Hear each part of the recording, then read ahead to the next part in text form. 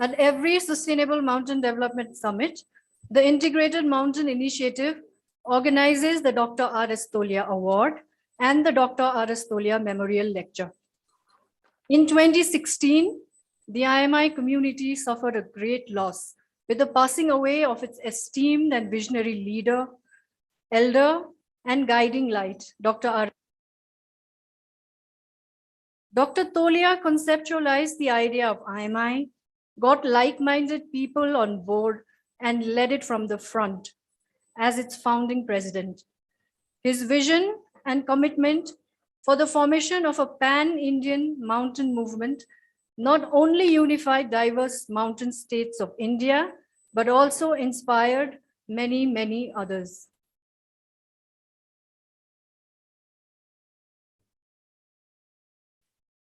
In the 10th General Council meeting held in 2017, the Governing Council of IMI resolved to institute an award in his memory to recognize efforts that have made an impact in integrating and addressing the issues of mountain communities. We will now play a short film that captures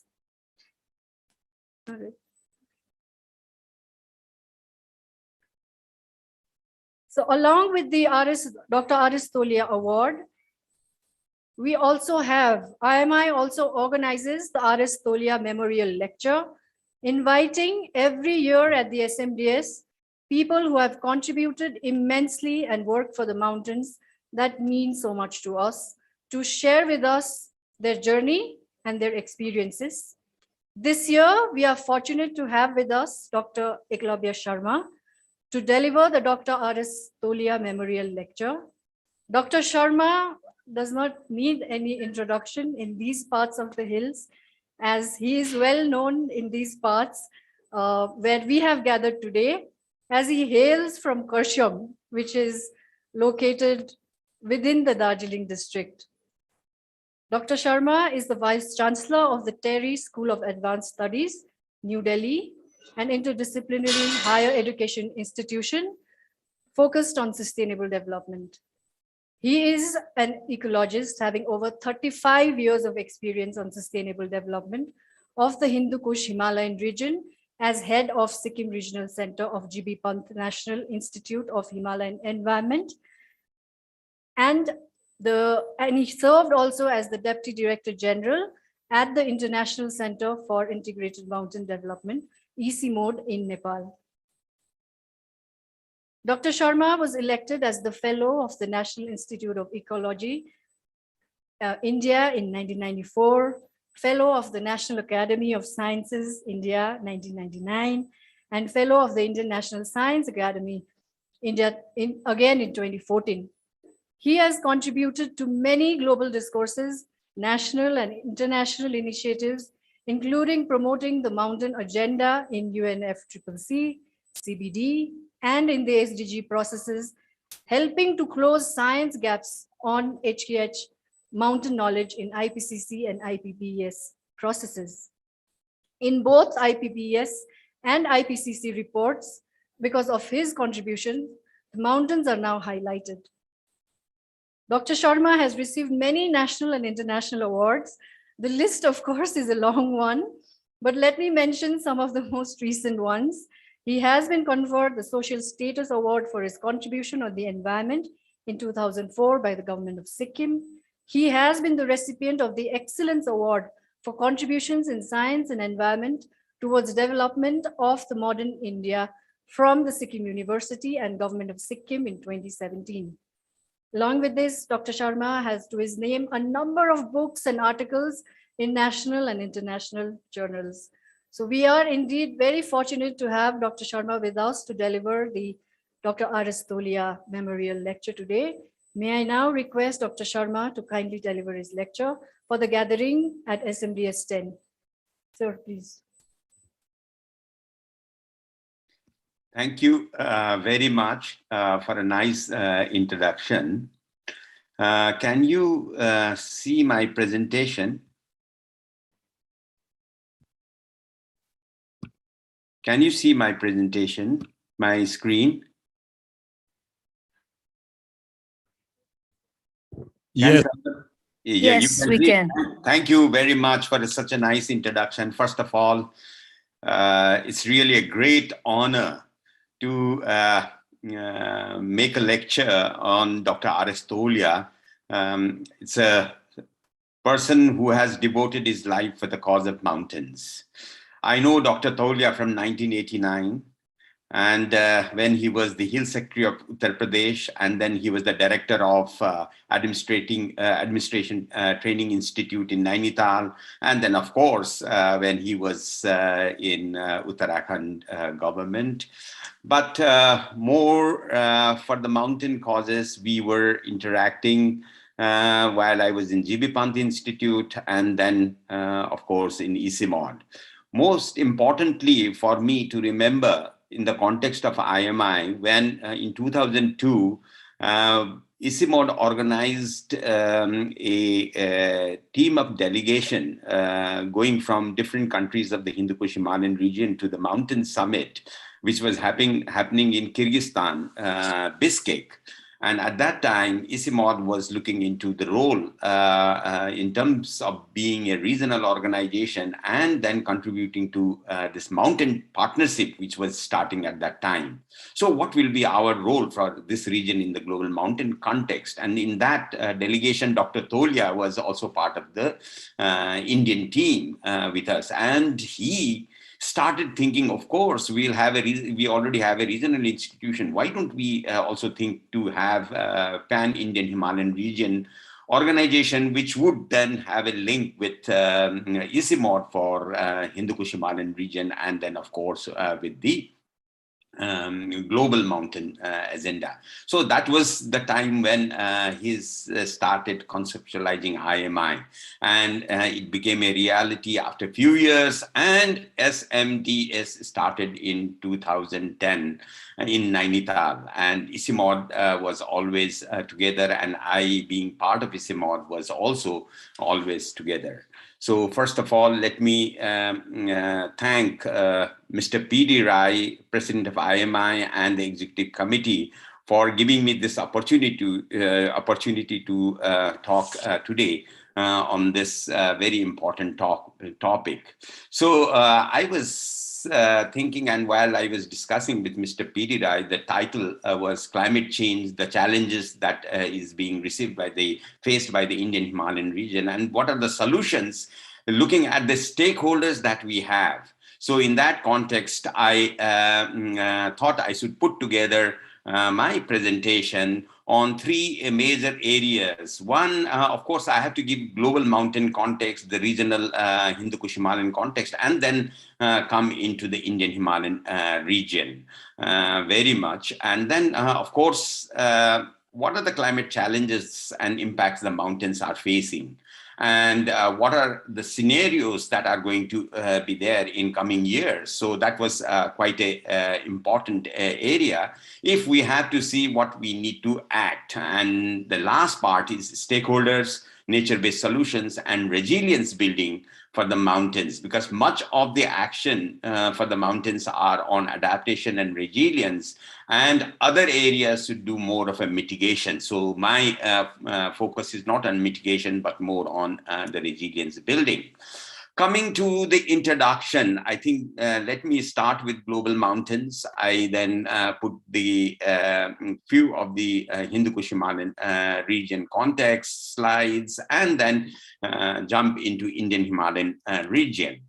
So when we look at the global mountains, then about 1 billion people are actually affected, are in the mountains. So that is a huge population. But unfortunately, what is also happening is that mountains are not receiving enough attention to the services that it is providing.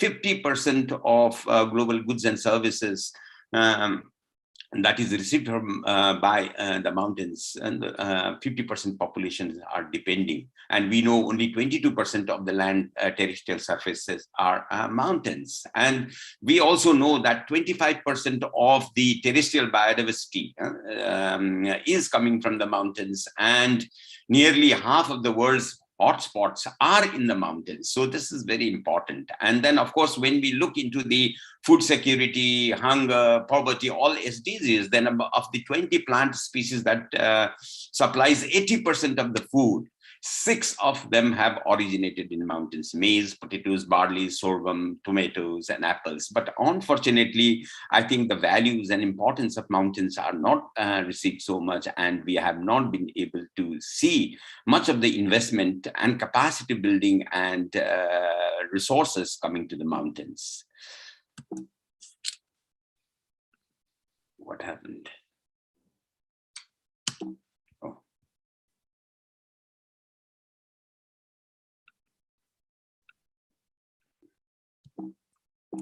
Why the slide is not moving? Okay, so then let me come to the Hindukushiman region. I think all of us know about it very much, but let me say a few things about it because it relates to the Indian Himalayan region. 240 million people live in the mountains. 1.9 billion people are dependent, if we look at food, water, energy, and ecosystem services that is generated in the mountains. And 35% of the world's population are directly benefited from the Hindukushiman region. It's a huge, huge contribution. And then 4 global biodiversity hotspots out of 36 are here. We see this is the largest freshwater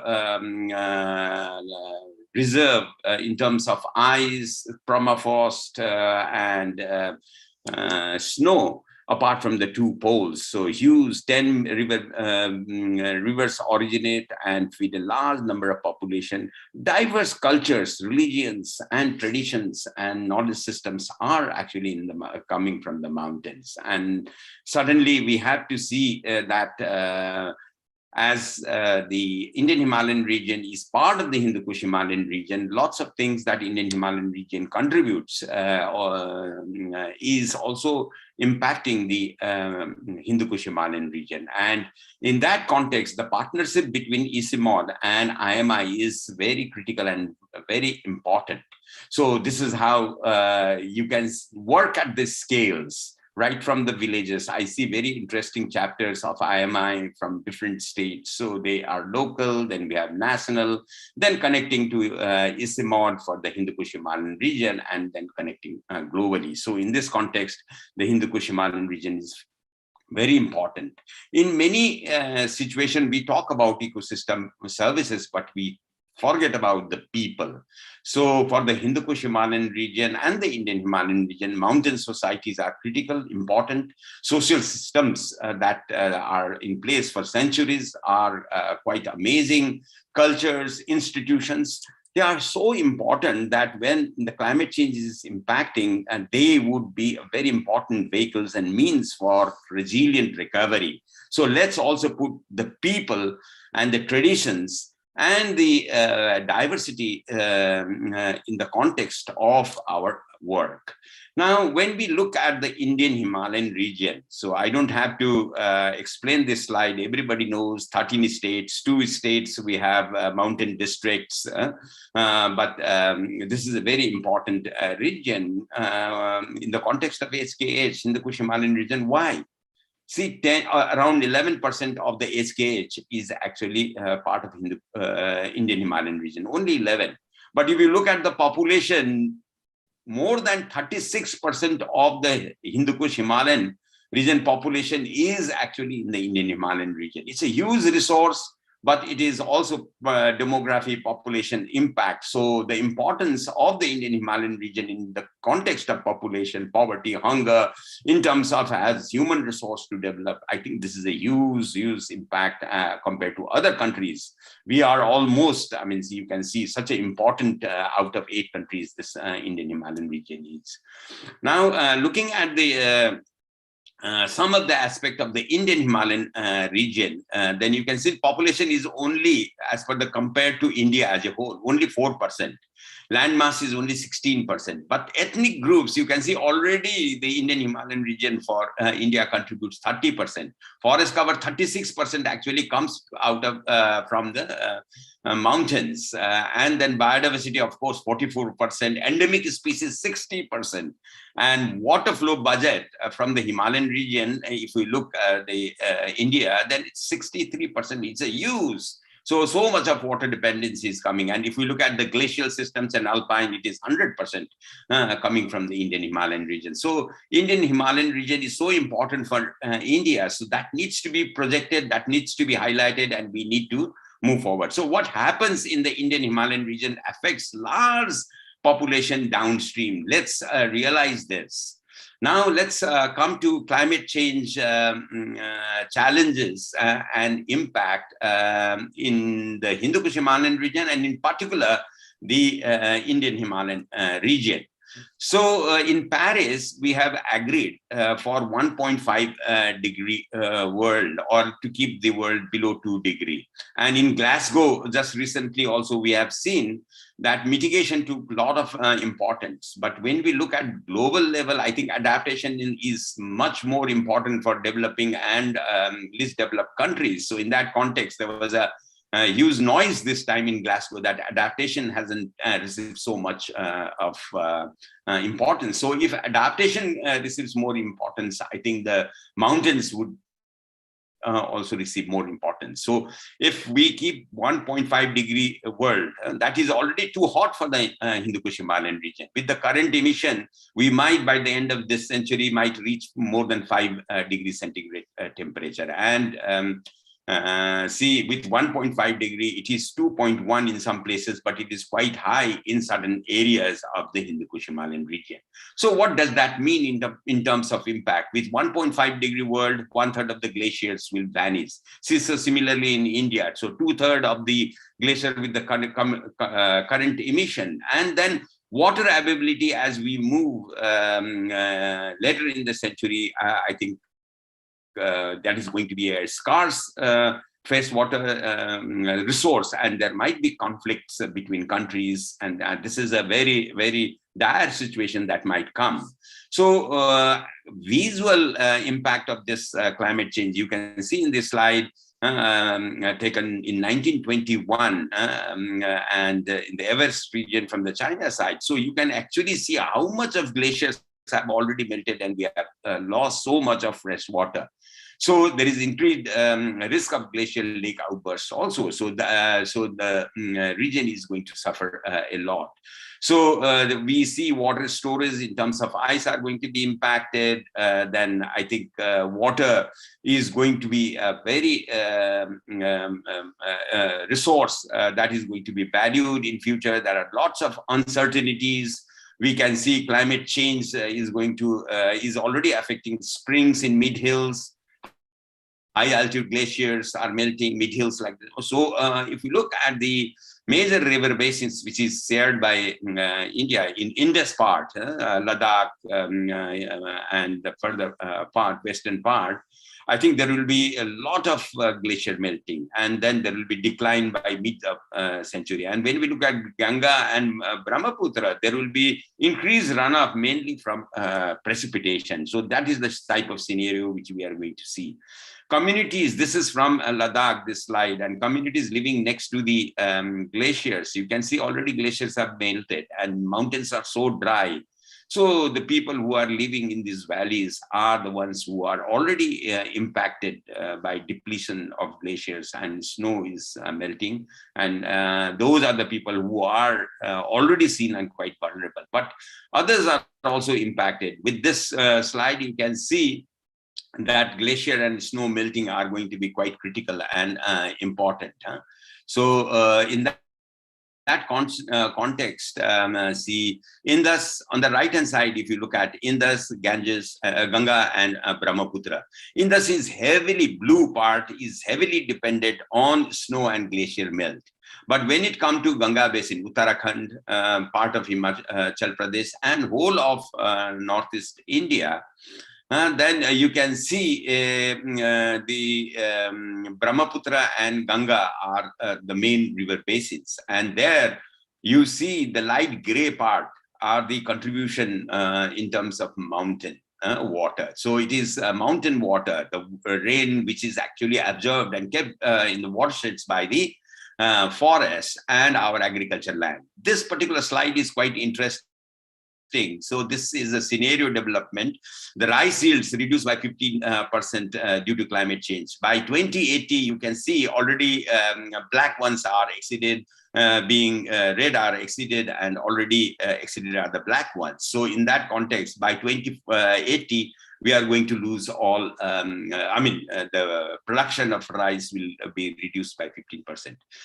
For us, one of the impacts of climate change is in the quality of our produce from agriculture and forest. And also it is impacting negatively on the livelihoods of the people in the mountains. So the type of resource, the quality of resource, which we used to have is not having. So how to tackle with this? So we look to have, see the nature-based solutions in future. The major problem that I also see is disaster, and disaster risk is increasing tremendously, whether it is droughts, landslides, glacial lake outbursts, floods. Floods are more recurrent. You can see most of the mountain region and the basins down below, there is huge floods. And on the right hand side, if you look periodically from 1980 to 2010, you can see in the histogram that the blue part is number of people who are killed. So it has substantially increased from 1980 to 1990 and from 2000 to 2010. And even the economic loss, the red, dark red, and the affected people, is area. So you can see flood is actually causing lots of problems. So we need to really look into mountains, how it can contribute in reducing the flood situation in the downstreams. Flood magnitude may double as per our scenario development, and then relatively we can see the intensities which used to be in 50 years are becoming more frequent, and upstream areas 40 to 110% rise in the frequency we are seeing, projecting, and then of course for downstream 115 to 150. So it's a huge impact that we are likely to see in the future. So one of the big challenges is how we do our development. There are lots of lessons. This is Kedarnath, which happened in 2013, I think. And then see, it has given us lots of lessons to learn and move forward. When we are talking about climate change and impact, another aggravator of climate is atmospheric pollution and how it is impacting in this region. Now you can see in the Indo-Gangetic plain, there is so much of pollutions you can see in this slide. So this will also go into the mountains. Then black carbon is deposited, snow melting is accelerated, human health is impacted. Now already we see crop yields in winter are impacted, temperature rises. So this is quite an alarming situation. Another big, very important impact that we are going to see in this region, Indian Himalayan region, is heat impact. And if you look at this slide, you can see red 30 to 45 days more than 30 degrees centigrade temperature, and dark red is 45 to 60 degree, and deep dark red is more than 60. You can see it is expanding from time to a situation. By 2050, it is going to be so much acute. You can see deep dark red area and also penetrating in the mountains. And if we look at this in Haridwar, you can see very much more than 30 degree centigrade in the scenario from 1981 to 2010 in the left-hand side, and what will be the situation in 2038 to 2085. You can see it's a huge march of the days in terms of penetrating towards mountains. And on the left-hand side, you can see Haridwar, how much it is already increasing.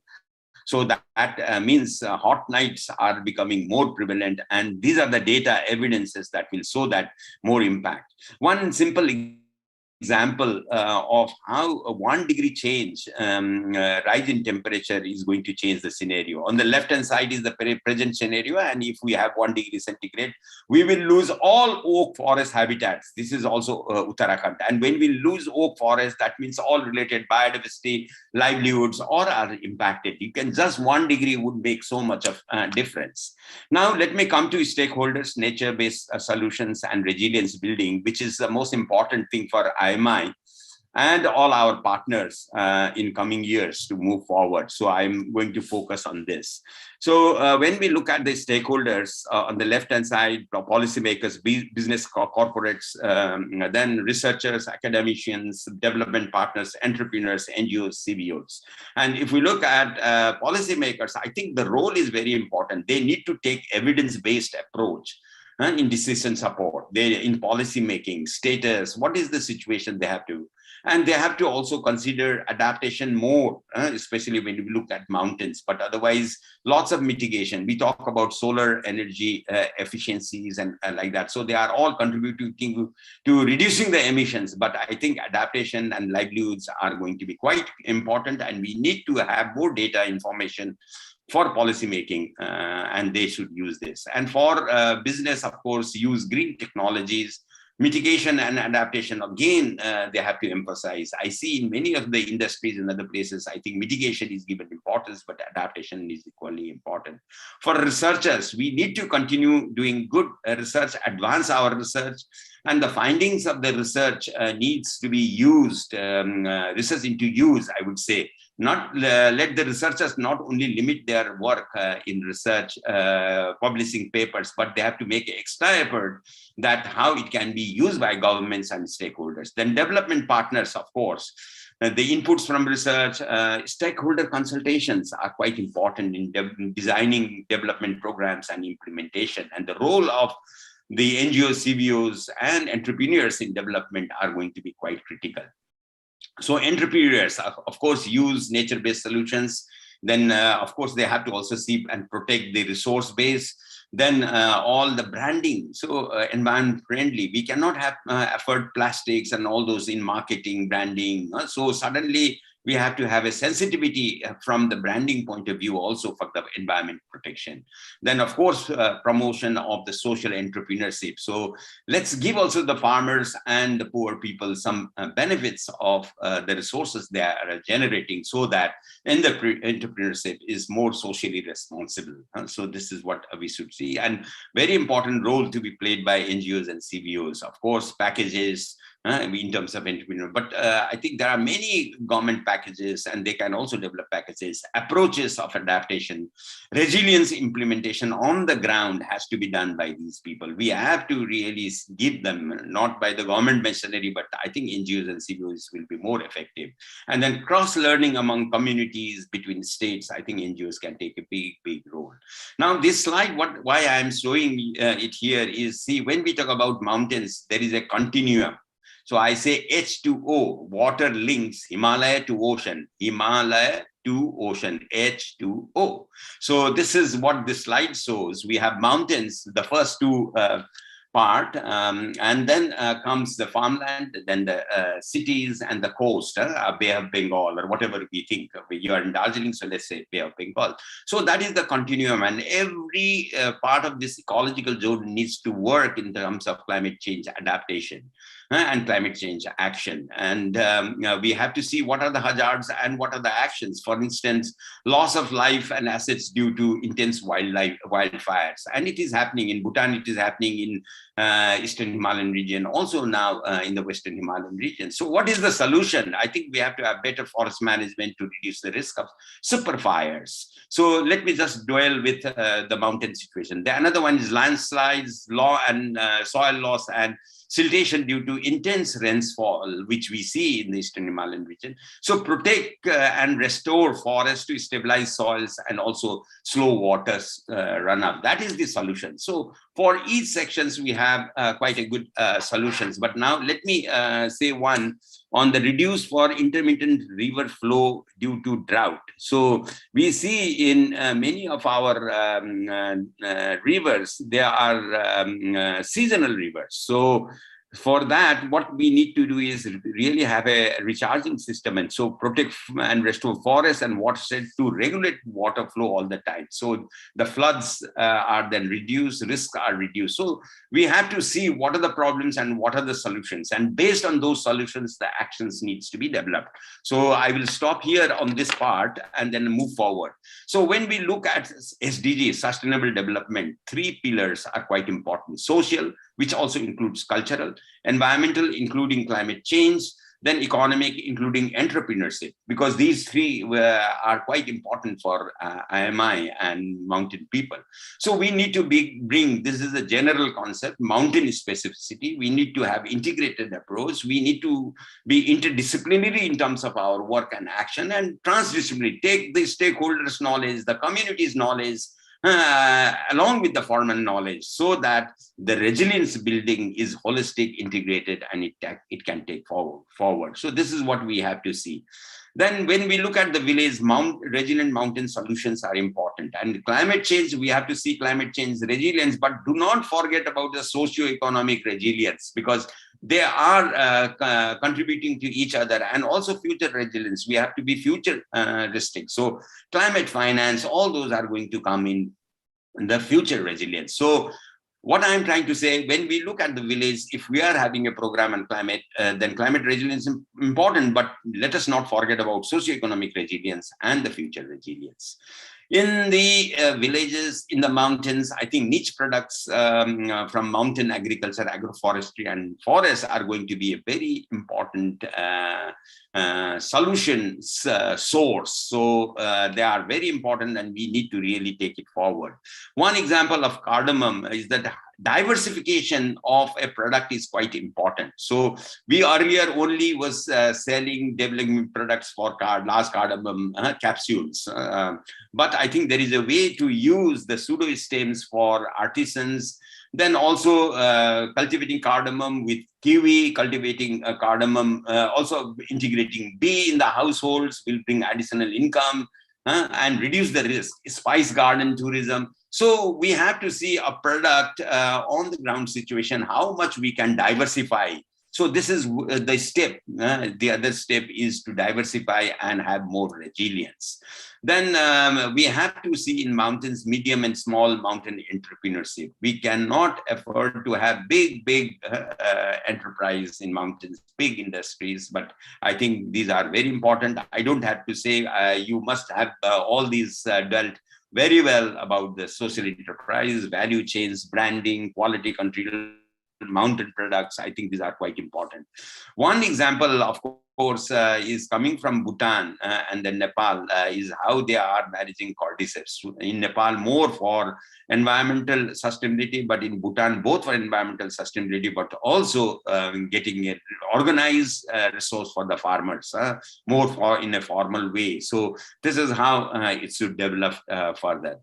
Tourism is very important, Darjeeling, Sikkim, all these areas. So in this, I think nature-based tourism, high-value tourism, then of course, investing on the tourism for the protection of mountains and cultures are quite important. So lots of stake can be brought. Because of the COVID, I think tourism has really suffered. This is the time when we can have a good view of tourism, what type of tourism, we can rebuild our tourism in a more resilient way for future. So this is also we have to see.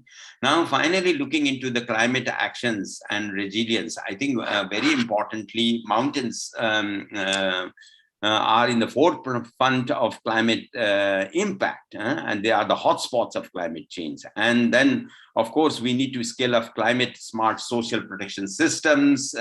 We have to really observe the future shocks for the mountain communities, and climate investment fund for mountain areas are quite important for the people and the also ecosystem services. So scaling up of social protection systems, nature-based solutions, inclusive and climate responsible financial landscape, resilient entrepreneurial ecosystems, resilient infrastructure, and of course, sustainable and inclusive labor markets. So because lots of people migrate from the mountains, and then how we can really see those people's interest in the mountains as well as where they migrate are taken into consideration and protected.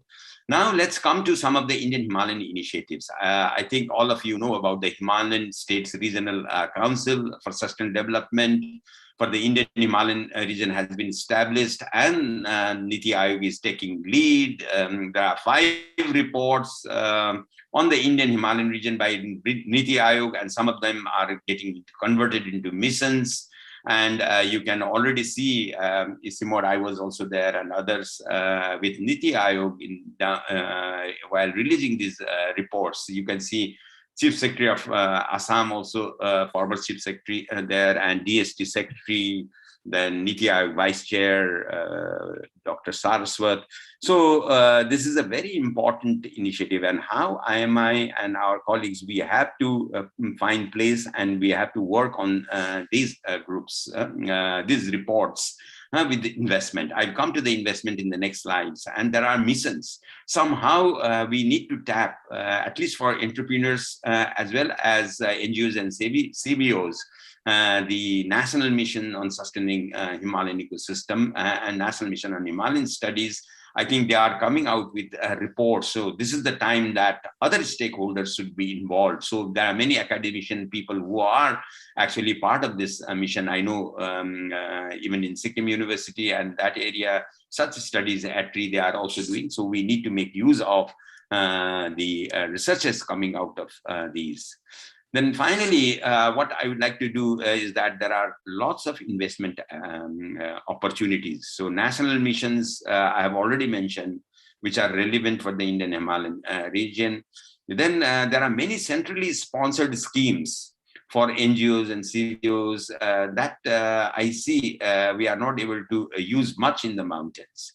Then startups and incubation centers, they are all known to you. But last three, Green Bonds, Green Climate Fund, Adaptation Fund, there's so much of opportunity for adaptation, for resilience building, but I don't see any major projects coming to the mountains. So for this, I have an idea, and I was discussing with Mr. P.D. Rai and Mr. Sushil Ramola recently in Delhi. I said, why not IMI as an institution would take the potential service provider role for its members and youth, so to write project proposals, to write reports, to prepare for the startups, and some of the budget could be kept for IMI. And this is a specialized work, and we can hire IMI can hire few specialized people to write proposals for Green Climate Fund, Adaptation Fund. They are very, then also work with the national coordinating agencies for these funds in India, so that the funds can come to the mountains. I think this is a very important role that IMI can play in future, and I will be very much happy to be part and support in an advisory role to see that we really develop a professional wing of service providing by IMI to mountain farmers who are not really skilled to put all those proposals, very technical proposals by themselves. So, but entrepreneurs also. So certainly this is a very important aspect of work that can be taken by IMI. And I would like to say Dr. Tolia has been a man of action. So the third part of my presentation was more on stakeholders, what they can do role, then what are the green solutions, opportunities, nature-based opportunities, and what are the resilient building approaches, what are the government opportunities, where government have given lots of scope for the Indian Himalayan region, all that I have projected. And then the last one is very much drawing in resources, building skills of people, and IMI taking a role of service provider to bring such expertise so that the resources, reports, quality, contribution of the mountains for entrepreneurs, for farmers, for institutions can be built, and that relationship can take further longer. So with this, thank you very much. And once again, thank you very much for giving me this opportunity. Mr. P.D. Rai, the Executive Committee, and the Darjeeling chapter of IMI. Thank you very much.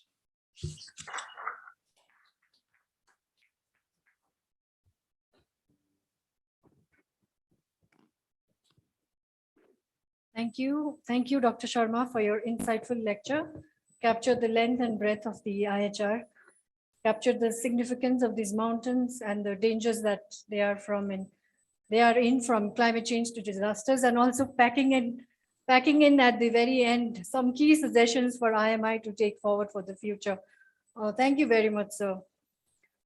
We now move on to the announcement of the Dr. RS Tolia Award for 2021, an award which has been institutionalized by IMI to recognize the efforts of organizations and individuals working for sustainable development of our mountains. For this session, we are also joined by Dr. Tolia's daughter from Dehradun. Thank you, Priyanka, for being here with us tonight. We will now play a short film that captures some moments of the wonderful life that Dr. Tolia led, and then we move on to the announcement of the award.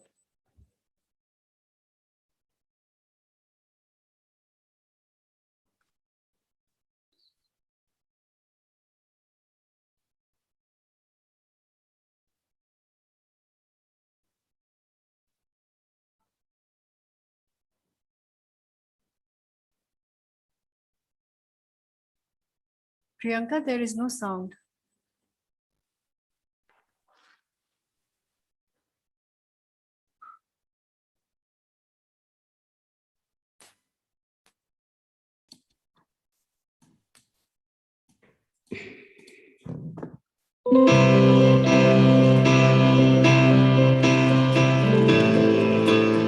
Dr. Raghunandan Singh Tolia became a legend in his lifetime.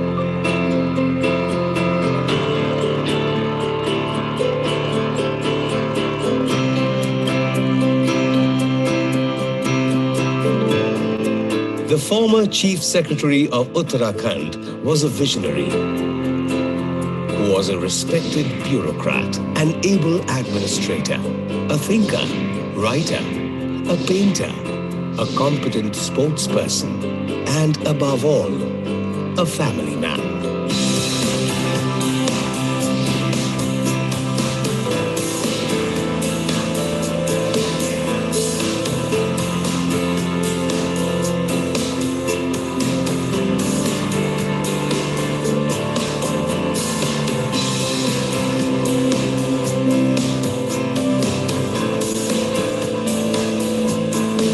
A true son of the soil, he will always be remembered as the mountain man. For his love and deep understanding of the problems and issues that people living in the Indian Himalayan region faced in their everyday lives. A competent sportsman, Dr. Tolia led cricket, swimming, and boxing teams in various competitions. Perhaps his eagerness to take part in all sorts of activities helped him become a successful leader.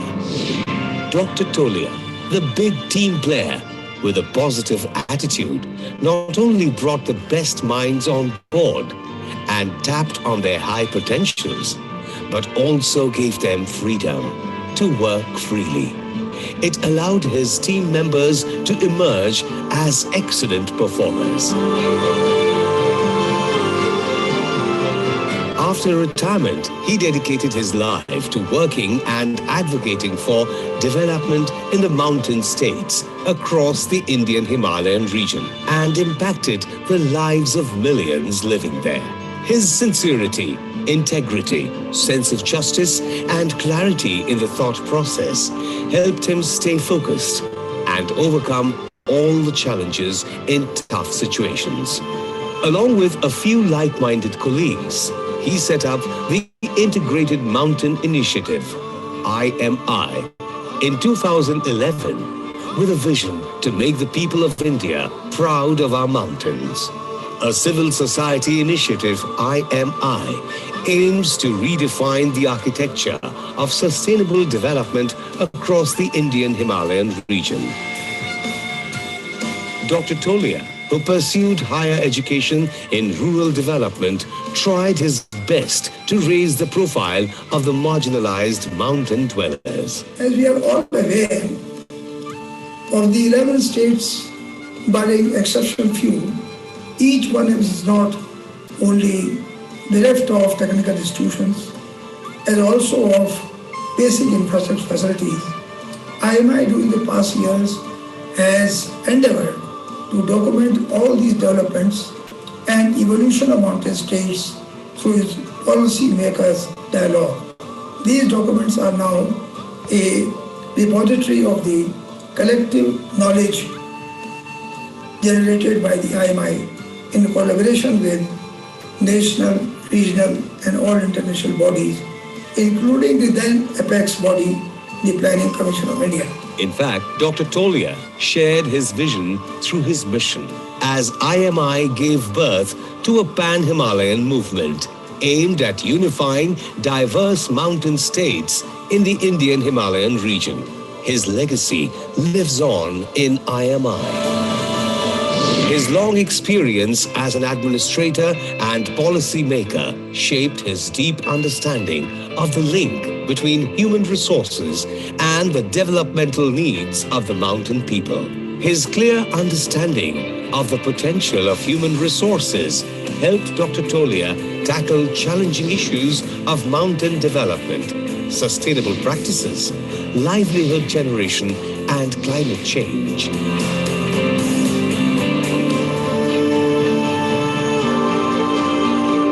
The Mountain Man influenced a generation of researchers, organizations, and policymakers. His life and work still continue to inspire the bureaucrats, academicians, and young generation of mountain people in India.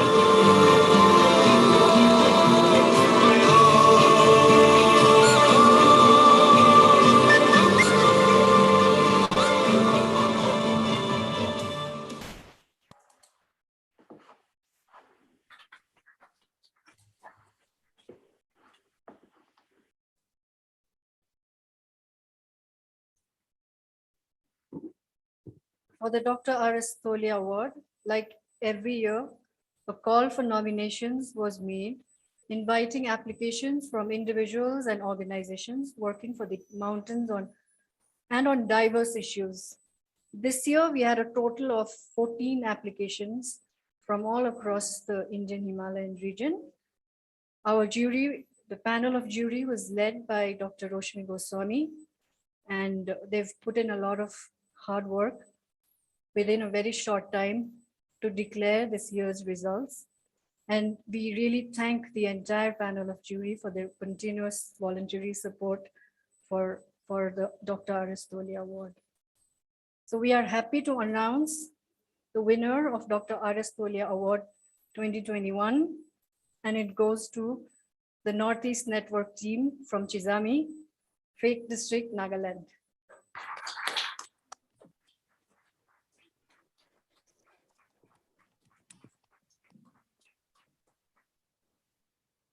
We have joining with us today online, Ms. Vekovi Chua, all the way from Nagaland to accept the Dr. RS Tolia Award 2021. She is the state coordinator for the Northeast Network, Nagaland. Before we hand over the award, I would just briefly like to introduce to you the Northeast Network and the wonderful work that they have been doing. Established in 1995 during the preparatory process of the World Women's Conference in Beijing, the Northeast Network, or NEN as they are called, is a women's rights organization working to strengthen women's groups in Northeast India, Assam, Meghalaya, and Nagaland, these three states, particularly on issues of economic, social, cultural, and environmental rights.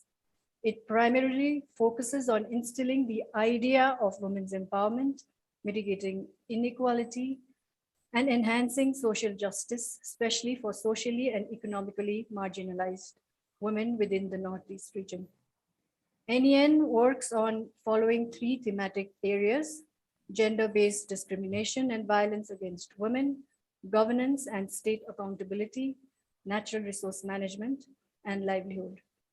In Nagaland, NEN is based in Chizami village under Phek district, and they also have an office in Kohima. They work in Nagaland in 5 districts: Phek, Kohima, Dimapur, Tuensang, and Muklak. They do a lot of community mobilization, awareness raising, capacity building, research and documentation, network, and policy advocacy. If we want to know more about them, we can visit their website, which is the northeastnetwork.org. So congratulations to everyone at Northeast Network on receiving the Dr. RS Tolia Award 2021. Let me now request our president, Mr. P.D. Rai, to kindly come up here and confer the award to the Northeast Network.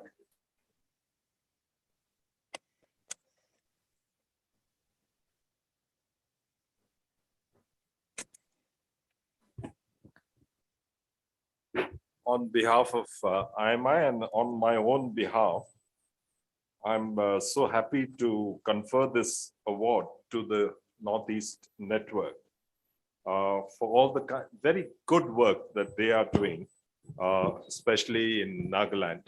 So I will just show this, and we do hope that you see it. And now this is called the hybrid model of handing over such an award. Thank you very much. And congratulations again. I request Ms. Chua to kindly say a few words on behalf of the Northeast Network. Hello, am I audible? Yes, please, you can go ahead. So thank you so much for the introduction, and Sir P.D. Rai for conferring us the award, prestigious award. Thank you so much, IMI. On this momentous occasion, I'm extremely happy to receive the Dr. RS Tolia Award 2021 on behalf of Northeast Network, Nagaland. We are deeply honored and humbled for this recognition of our work with mountain communities in Nagaland. 23 years ago, our NAN's founder and now current executive director, Dr. Monisha Behel, came to Chizami village which is located in Pheg district of Nagaland. So she, along with the local community, they came together to initiate a community development program, initially addressing women's health through the Chizami Women Health Center. This was a partnership of Northeast Network with the local community there. And since then, our work kind of expanded under the able leadership of my very long-time colleague, Seno Tsuha, and for which Dr. Monisha and Seno, I must say, have been instrumental in laying the foundation of NAN's work in Nagaland. And I'm deeply grateful, and I want to mention their names today. And I also want to thank all my other colleagues, both current colleagues and people who have worked with us in the past, for their hard work and commitment towards building the work that we see today. I dedicate this award to everyone who believed in our vision and supported our work, our local communities, women we work with, our women farmers, vendors, artisans, youth, and other partners, our donors, well-wishers who cheered us on in our good and challenging times. Only the collective effort made it possible for us to receive this honor. So this recognition by IMI means a lot to us, as we lived in the mountains and have been working with the mountain communities for the past almost 25 years.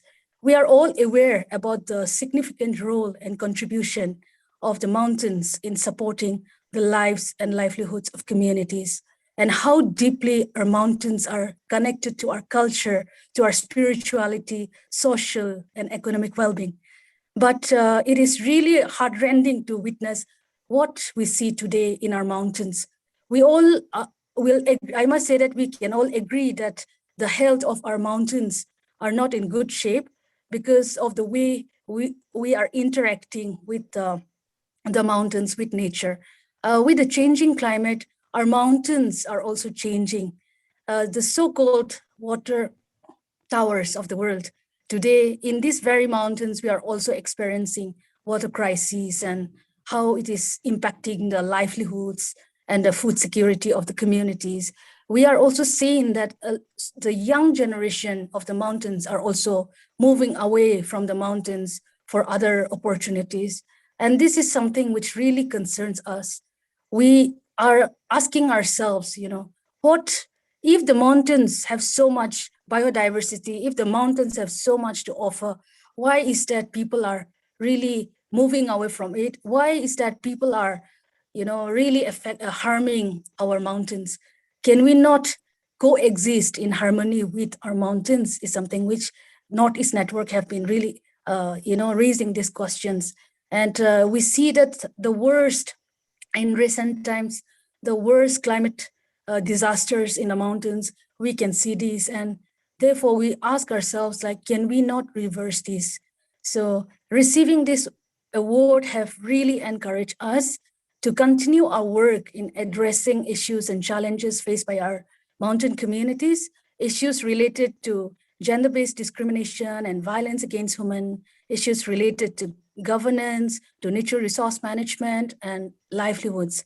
So whatever small the initiative may be, whether it is the conservation of traditional, seeds through the community seed banks, whether it is promoting climate resilient crops like millets and other traditional crops, whether it is in creating livelihood opportunities for women and for youth through the traditional crafts like weaving, or whether it is building and enhancing youth and women's leadership.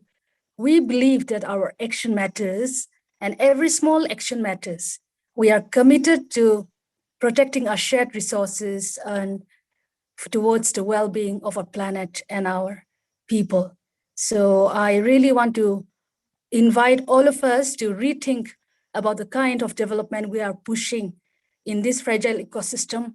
We really need to build consciousness on the issues confronting the mountain communities. We really have to adopt innovative solutions. We really need to build transformational leadership in order to build resilient communities. And this responsibility is in our hands. And I believe if we all can come together, all diverse stakeholders, then we can do it together.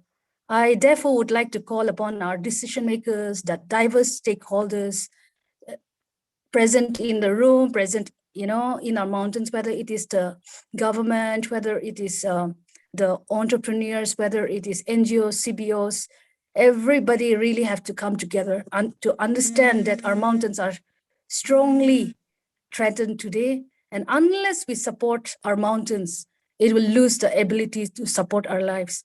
Therefore, I would like to call each one of us to that we should and let us take action to build our mountain communities that are able to coexist, with nature and also protect life. So I'm really grateful for this honor once again. Thank you so much, IMI, for honoring our work. Thank you. Thank you. Thank you, Ms. Chua, once again, and to the entire team at the Northeast Network. This is also for the first time that the RS Tolia Award travels to the Northeast, and I'm sure that this will inspire many other groups to, to better and then to also nominate themselves in the years to come. So congratulations once again. So also that it carries an award of $1 lakh along with the citation is something that I forgot to mention, and I would like to put it here on record. So thank you very much for joining us for this short session. We have made really good time. Thank you, Dr. Sharma, once again for your really wonderful lecture and joining us for this session. We look forward to meeting you in person again in better days. So thank you everyone. With this, we will now move on to our last session and the last the closing session of the 3 days of the Sustainable Mountain Development Summit, and we move into the valedictory session. So let me now welcome Anamika to kindly do the MC work, which she handled very efficiently on the inaugural day. So Anamika, over to you. Thank you, Priyadi. Good evening, everyone.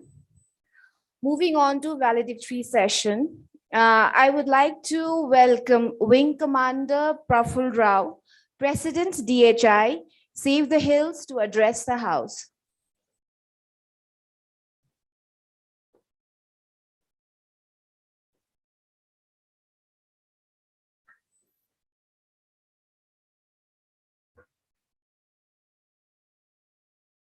Thank you, Anamika, and good evening, everybody. Mr. P.D. Rice, Sir, President, Integrated Mountain Initiative, respected legislators, distinguished guests, ladies and gentlemen. Let me warmly welcome you once again to the finale of the 10th Sustainable Mountain Development Summit at Darjeeling. How quickly time has passed. 2 days ago, I was biting my nails and wondering how we could start the summit, and then zap, here we are at the valediction. All of you have done us proud by your presence, and we feel deeply honored that you considered it worth your while to be here with us today. Please accept our deep gratitude for this gesture, and do rest assured that we will be pouring through the long and winding deliberations for the past 3 days and publish the outcomes.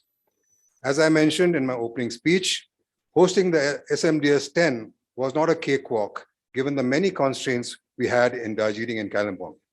But in the end, all of us in the Darjeeling Himalaya Initiative know that the effort was worth it, and we owe it to what IMI stands for. Yes, we have our differences, yet we know that living in the mountains, we also have much in common, too much to let petty differences divide us. And in this, the Integrated Mountain Initiative is a singular platform which allows us mountain people to voice and discuss our collective issues. So thank you, IMI, for giving us this unique opportunity to host the 10th Sustainable Mountain Development Summit. And this is certainly a milestone in the history of DHI, and we will wear it proudly like a badge of honor. I am extremely glad that we had so many young people participating in the summit, both in person and online, because they are the movers and shakers in the future. And I'm especially grateful to my small army of DHI warriors and IMI Special Forces who slogged it out with jihadi zeal to make the 10th Sustainable Mountains Development Summit a success. So may I welcome you again. And at the end of this program, I promise you the hills will reverberate to the sound of music once again, and there will be some wonderful food. And before we part our ways and meet next year in another beautiful place, that is Leh. Thank you so much.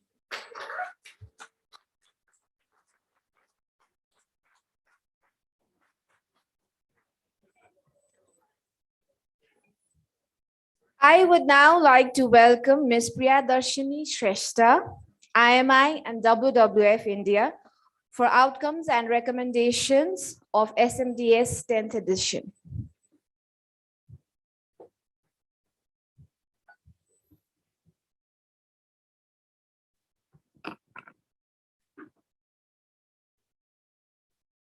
Thank you. I will keep it very short because we've had already a wonderful session, which was the last session on governance and institutional processes, where a lot of the outcomes from the previous sessions were already shared.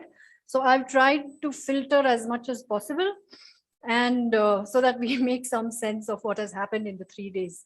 So yeah, just to quickly capture how the program flow was for the 3 days is that we started on the 18th, where we had the inaugural session and the wonderful keynote address from Dr. Soumya Swaminathan, joining us from Geneva. And we had our chief guest, Dr. Pema Gamso, the Director General of EC Mode. That is where we had started. It's a little surprising that it was just 2 days back. It feels like it's been a week or so.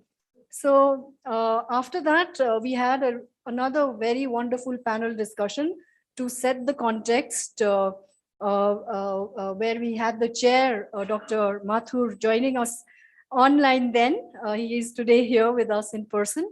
And we had again 3 wonderful panelists for that session, where we really set the context on what we were going to be discussing in the next 3 days.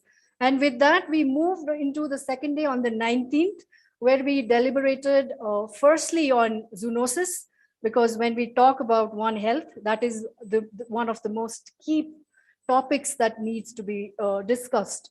So we started with the session on zoonosis, and then moved on to looking at biodiversity and ecosystems for human health.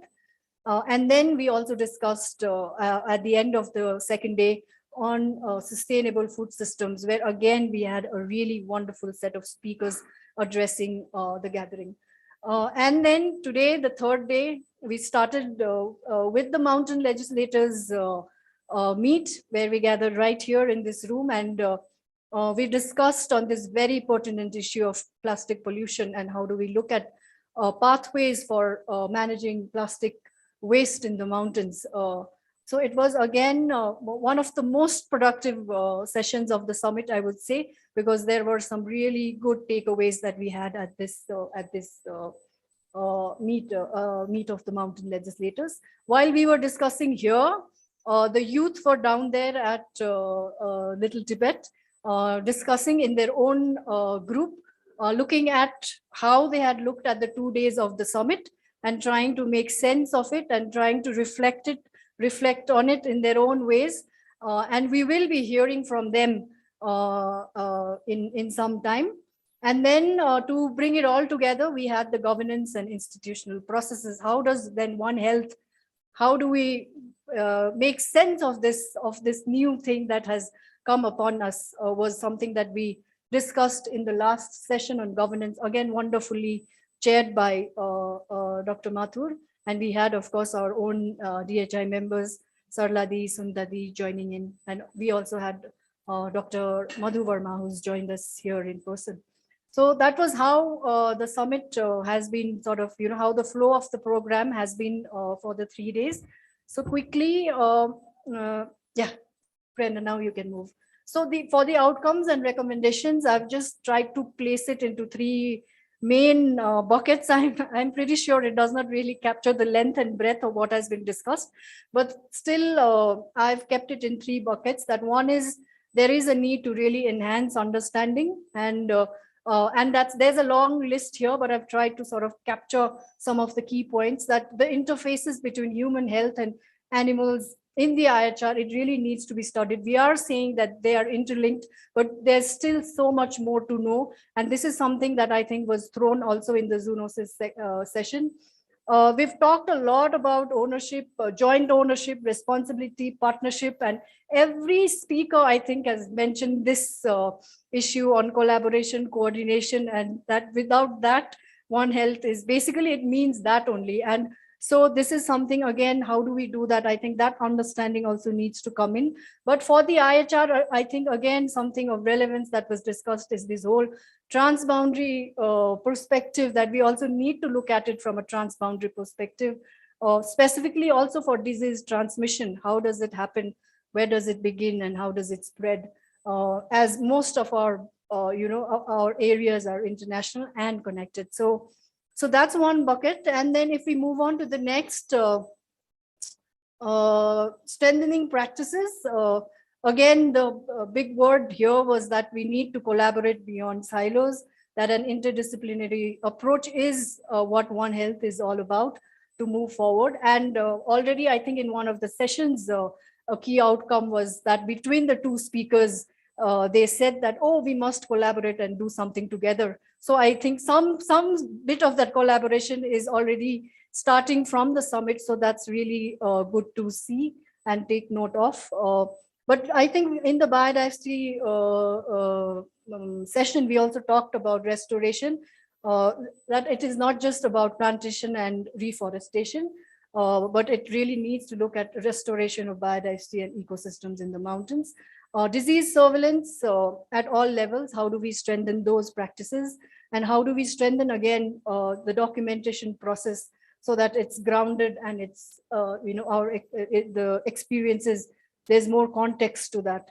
And in the traditional food systems, all the speakers, again, really stressed upon traditional food systems, that this is something that must be promoted if we are talking about nurturing human health, because it's not just for human health, but also for the planet, because we also talked about then how we eat has such a close link to waste and the plastic crisis. So then the third bucket, Prerna, if you can move to the next slide, I've kept is one around policies, and that perhaps for the mountains, this might be the right time to look at look at it from a policy lens that fosters cooperation, collaboration, but again that we must not lose sight of the transboundary focus. From the Center for Science and Environment, one of the key things that emerged was also looking at front of label packaging. Already a lot of work is being done, but there's just so much that can be done in that on that front for promoting good health. Then there was also a lot of talk from, again in the CSE talk, on the use of antimicrobial drugs in agriculture and how policies could look at restriction of these. And coming back to today's discussion, how could the Indian Himalayan region look at single-use plastic bans? This is something we have been talking about for some time, and just so glad to see that it is now being discussed at this level, and that we have legislators now talking about how do we look at eradicating single-use plastics in the Himalayas. So, and also mountain-sensitive waste management policies, specifically looking at the extended producer responsibility, which is something that we are already looking at from IMI, but this is something that I think has again emerged as one of the key takeaways. So that's my 3 slides on outcomes and recommendations. Like I mentioned, surely does not capture the length and breadth of the 3 days of discussion, but I've tried my best is all I can say. So thank you very much.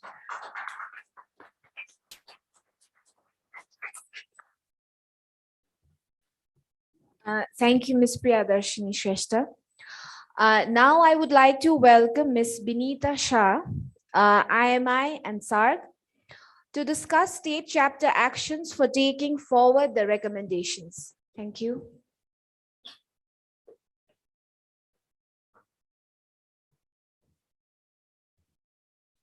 Thank you, Namika. I don't know whether people really want to hear anyone anymore.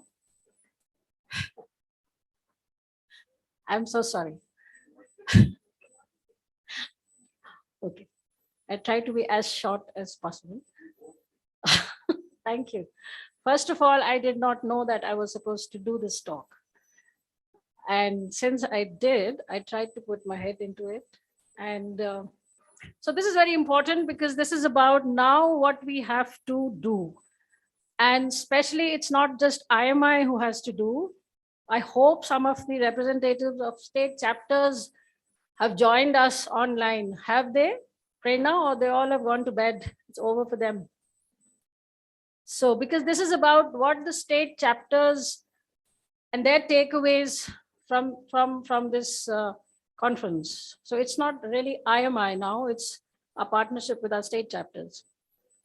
I'm not going to talk about the state action taking forward the recommendations of the first session. I went straight to the technical sessions. The zoonotic diseases. This is really, really interesting, because while we were listening to the zoonotic diseases session, which was largely participated or dealt or led by a group of very professional and knowledgeable veterinarians, while we all are talking about how animal husbandry and zoonotic diseases is one of the key aspects of our disease management, and how now literally there is a conflict between human beings and animal husbandry. But I think my take for this and how our state chapters can really work on this is on this very important aspect of, especially for IHR, where meat consumption is high. And I think the important takeaway here is that can we actually repeat or bring from the models of industrial animal production in the IHR, or should we look at remodeling or creating small scale animal husbandry models which suits us? And this is the big problem, which has always been as a major dichotomy between programs, plans, and projects which are actually made in the plains and are expected to be implemented in the mountains. Now, for example, a poultry project, which is a battery-based large-scale egg production, for example, or to produce broilers, for example. So you will have a fantastic model ready to be financed or refinanced by NABARD, or any bank will come forward if you have a 2,000 or 5,000 egg production per day kind of a project. But can this be brought into the IHR? Obviously it can't. And these are the hubs of the various bird flus and swine flus, etc., that we are having. So the takeaway here is, what kind of a model of an animal husbandry business model can be brought into the IHR? So this is where a state chapter can start working on. We need to do a lot of rethinking on it. This is where the real work starts, to replan, remodel small scale but viable business models for animal husbandry. So you have small scale poultries in organic, for example, and a very successful model of croiler has been very, very successful in Uttarakhand. Now, a croiler is a crossbred between a country fowl and a broiler, a hybrid hen, for example. Now, a croiler is something which is a free range egg production come a broiler, which is working really well with family farms up in Uttarakhand. It has increased, it gives around 150 eggs per year. The croiler gains weight fast. It's good for meat consumption for the family as well as for business. So some similar models like that. And the biggest thing is that it does not have a disease. It's not a real disease vector. So these are the kinds of models I think we have to build on, whether it is for sheep, for goat, or for any other meat production that we can look at. The Sikkim story for 100% rabies control was very, very inspiring. And also not only the rabies control, but I think this whole aspect of how veterinary doctors who were first initially labeled as animal killers, but now they are more sympathetic, or they're helpers for the animals. This is something which can be really replicated in other mountain states. I think this was a very, very good example. And while I was making this, I was talking to my friend and colleague Kapil, who said Darjeeling right now has this issue of rabies. And the ABC also is not working very efficiently. That is the animal birth control program. So this is something which we can, as a takeaway from Sikkim. We also thought perhaps a repository for zoonotic disease data for IHR can be a very, very important something which can be thought of. It can be somewhere based in IHR, wherever, because we don't have anything like this. The diseases can be different, the strains can be different. It's more suitable for lower temperatures, more suitable for the Himalayan geographies. So that can be something which can also be worked on. When I come to the biodiversity aspect, which was a very, very interesting, very long session, also had a lot of repetitions or intersects of food systems as well as for zoonotic diseases, etc. But the most important takeaway, I think, was from Dr. Shetri Isimod's presentation, which was a word which he used, scenario planning. I think we have to really think seriously about this, because this means we're looking at any program, any project, any concept, any approach. How many years are we really talking about? Does it have a century? Can it sustain for the next 100 years? So that is the kind of scenario planning, I think, which most of us, we're all the time actually, I think, putting out the fire. But when we are looking at any new approach, what is the whole scenario that we're looking at, and its absolute interdependence, interdisciplinary aspect. And I think this whole conference of One Health is, like how Priya also said, is all about interdisciplinary, interdependence, and also whether it's humans talking to each other and not sitting in silos. So I think this scenario planning, I think, is really important. State chapters can, because it's all about thinking. So I think doesn't cost any money. We can all start thinking right away. It's free. The importance of biodiversity and zoonotic diseases, especially from predominant wild species like rodents and bats. Now, this was something which was talked about as something very specific to IHR. And here I'd like to reconnect here with what is organic farming systems or in food systems or integrated farming systems about? Because when you actually start looking at systems, we look at the aspect of diversity of crops. We also look at social forestry. We look at certain kinds of crops who are disease buffers. If there is a virus or a virus attack, for example, in the neighboring village, this disease is not going to enter into another village only because we practiced a bit of biodiversity in our farms. So I think this is very much there. This buffering of disease or viruses was always there as a part of our traditional farming system, but it broke down completely when we went into monoculture. Similarly, as a part of our forest landscape. So I think this whole thing of trying to bring buffers from predominant wild species can kind of be tackled if we lay importance of biodiversity into our organic agriculture aspects, into our agriculture programs. Linked to this was the next session, which was food systems. I think all states must all rally together to have a regional center as the kind in Modipuram, which I talked about in my little talk, the integrated farming systems research program, which is there in Modipuram. Why should it be in Modipuram only? Why can't we have an integrated farming systems research center in the Northeast area? Because the IHR aspects are completely different.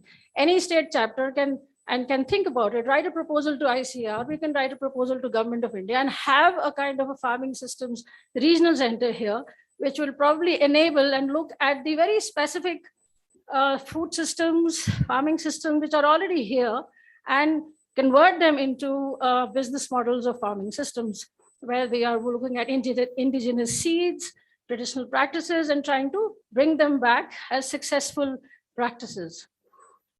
Here's another one, which is very, very, I think, significant for the youth, which is here.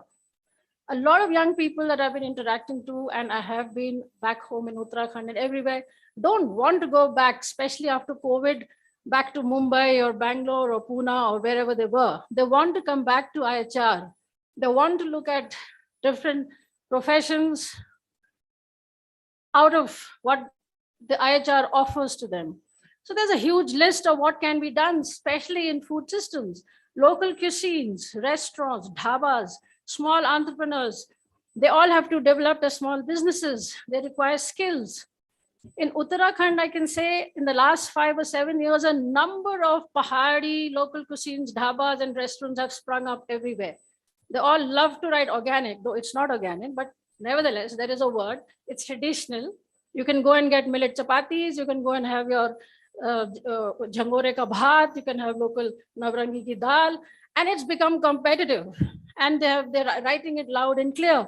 I think it's about time that when we travel to IHR, we should not see processed food anymore. We should not be offered processed food in any hotels or restaurants. We must eat what was from IHR. And this can be possible for all the young people who want to come back and do something. There's a lot of work and there's a lot of business, I think, in the food system scenario. I think in the industrial foods segment, which was the next part of the same session, I think state chapters can take upon themselves and make directories and actually start having directories of such kinds of small entrepreneurs who are doing such work. We can start looking at organizing a number of food festivals, local food festivals, very specific to that particular region, and link it all with tourism. I think this is a huge possibility which can always happen. And fair trade, this whole aspect of what Mr. Amit Khurana said, that, for example, in the value chain of honey, for example, he said that while the farmer may be just getting 100 rupees or 80 rupees a kg for pure honey, it is sold for 600 or 700 rupees a kg. And that also it is mixed or adulterated with sucrose or glucose or something which can't be found in a lab. So when you have a fair trade practice, when you're working directly with the farmer and you're trying and market it with a label in it, I think we can have a cleaner and a better value chain for zillions of such products which are from IHR. So I think this is something also with the state chapter perhaps can do. I will not speak about the MLM at all, but one thing was sure, that the Darjeeling Declaration can be taken to Government of India, which is for the IMI, and the president and the other seniors to perhaps to take this, which is the takeaway of maybe IMI and some of its state chapters. I think in the end, Dr. Eklavya Sharma talked about something very, very important for all of us. Right national missions for the Himalayan region. I think this is very interesting, interests me personally, because we have a lot of work which can be done, and we don't have any specific mission for the Himalayan regions, whereas we have very specific issues, whether it is to do with seeds, whether it is to do with indigenous practices, indigenous medicinal treatments, all of that. I think certain missions can be launched and we can discuss it, but we need professional proposal writings and concept papers. And for this, we again have to put on our thinking caps and actually start seriously looking at certain kinds of proposals and projects. Good, so I'm done. Thank you very much, everybody.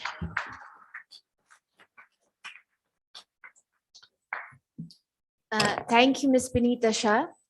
Now for youth recommendations, I would now like to welcome Ms. Shreya Gurung, member of DHI Youth Group. Thank you.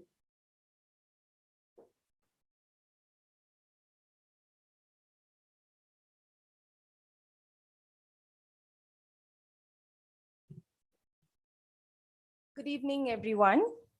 We, the youth of the IHR, who convened for the Sustainable Mountain Development Summit 10, met in person and online from the 18th to 20th November 2021 and delved deep on the theme of the summit, Towards One Health, making our mountains resilient. Have these insights and recommendations as we take the summit discussions forward. So recommendations at the IHR level.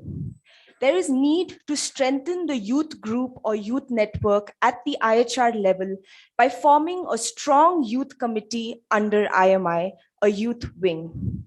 This should involve a diverse set of members from across the IHR, both region and sector-wise, including educational institutions. Frequent youth exchange programs for better coordination and cooperation during the SMDS or other youth-oriented projects across the IHR. Recommendations at the regional level. Youth-oriented projects that strengthen the youth committee and improve grassroots presence of IMI and the state chapters. Effective communication, bridging gaps between the diverse communities of the IHR as well as the national bodies. The youth have these insights for the various themes of the SMDS X. Food systems. Explore the possibilities of connecting local farmers to online platforms. Support farmers through youth actions like putting local food markets on Google Maps, buying from farmers' markets, supporting local entrepreneurs, and keeping traditional food and local food systems relevant. Demand for corporate accountability for misleading and incomplete labeling. Help others understand things like prescribed sugar and salt sodium intake.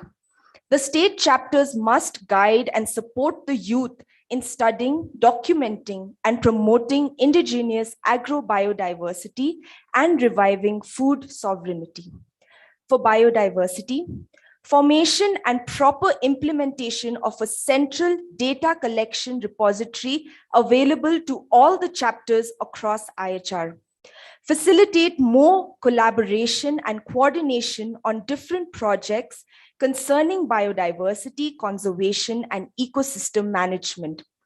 Retainment of youth energy by engaging them into various programs and projects across the IHR involving biodiversity and ecosystem management. For zoonosis, standardized format of reporting for digital media surveillance in the Indian Himalayan region, which includes non-health related information as well. Awareness drives at the local level to sensitize people about the zoonotic diseases and harnessing youth power by collaborating with ASHA or Red Cross workers for data collection. Thank you.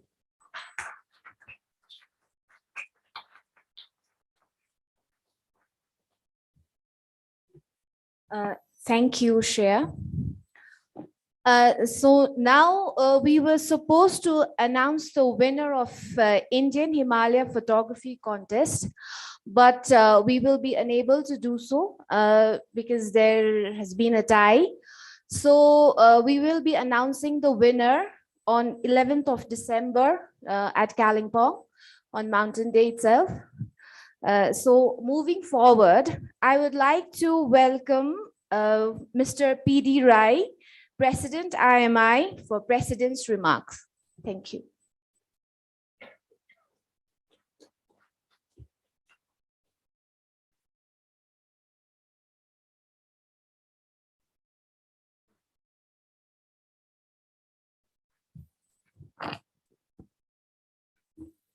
I think we've all had a very long day, so I'll keep my remarks very, very short.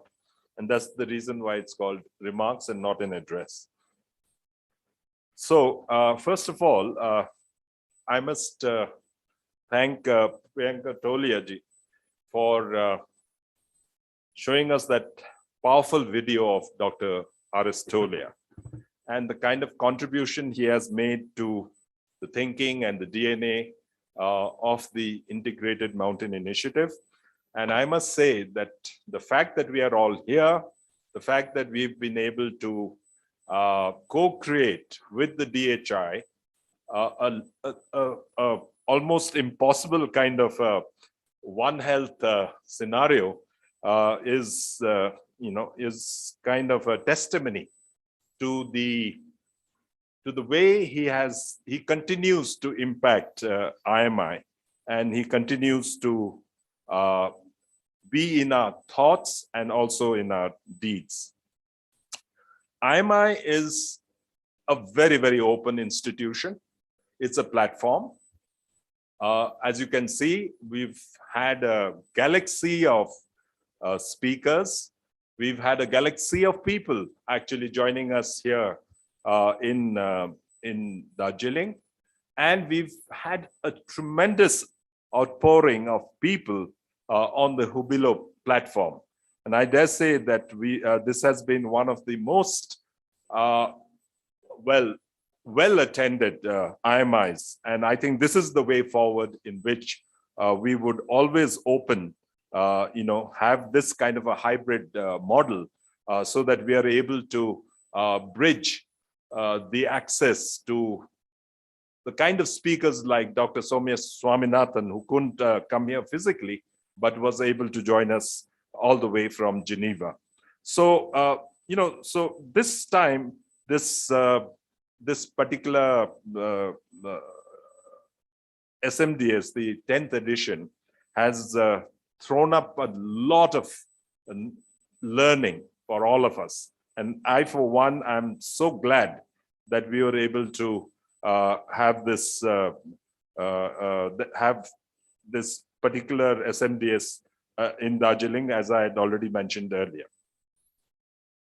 The other very important thing which you might have noticed is that we have embedded youth voices well into the sessions, and we just didn't leave it as the youth would come, have a session, and then they would then have some kind of a declaration. But what we did this time, this was a design, a new kind of a design in which we started thinking, why is it that we shouldn't embed them? Why isn't it that as we learn, they also learn? And I think it's very fair to say from whatever recommendations that Shreya has just announced, that they have thought very, very deeply. They've thought very deeply on this whole aspect of One Health, and it is for the youth now to take it forward. So IMI would be tremendously energized if we have a youth wing that works independently but collaboratively, that works with the kind of new thinking and the new ways of doing things in this 21st century. I would like to now congratulate the winners, of course, of the RS Tolia Award all over again, but I would also like to thank our chairs, our speakers, and we have had a galaxy of panelists and all those questions that have come from various participants. I think the One Health process has indeed brought out this effective thinking about how we not only need to collaborate, but also to think a lot more deeply, as well as more horizontally, more in a holistic manner, so that we are able to find more the kind of solutions that the Himalayan region can work with. And I like to again make a mention that the RS Tolia Award lecture or the RS Tolia lecture this time was given by Dr. Eklavya Sharma, and I'm deeply thankful to him because with just one call, he said, yes, I would do it. Not only was it relevant that he do it at this time, but that he is a son of this particular part of the world, and it just was felt so appropriate that he do it. The other thing that has come out very, very clearly is that, there is a need to build in the One Health within the Sustainable Development Goals. And all along the process of design and delivery, we have been thinking a lot more deeply as to how the Sustainable Development Goals, as well as how we link it to whatever commitments our Honorable Prime Minister has made at COP26. Now, these are things that we'll have to process as we go along, but I think there is a need that at a deeper level, we will have to think of how we can do greater adaptation. If you're really wanting to make the mountains that much more resilient, we will have to think of so much more about adaptation. A lot of that has come out from the speakers, and I think as we process all the kind of thinking and the outputs that have come, we will reach that particular goal. I would like to mention that with the leadership of, under the leadership of Bharti Ramola ji, we are doing a little bit of work on the forest and landscape ecosystems restoration. And I would, why I'm making a mention here is that it has come out so clearly from whatever we have heard over the last 3 days that this is, something that needs to be done. There is no second opinion about it. We need to do it. And as we move forward, we will probably find a lot of resonance between what we have discussed over the last 3 days and what we are going to see outputs in the forest and landscape ecosystems restoration. Dr. G.S. Rawat and Dr. Rajan